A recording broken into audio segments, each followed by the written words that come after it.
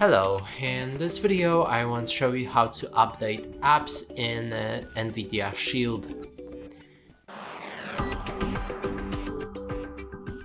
And to do this we'll need to open our Google Play Store, and if you can find it right there where I clicked on it, then go for the apps on the left and select get more apps. Inside, look for the app you want to update. In this case, I want to download update for my Nvidia Gaming.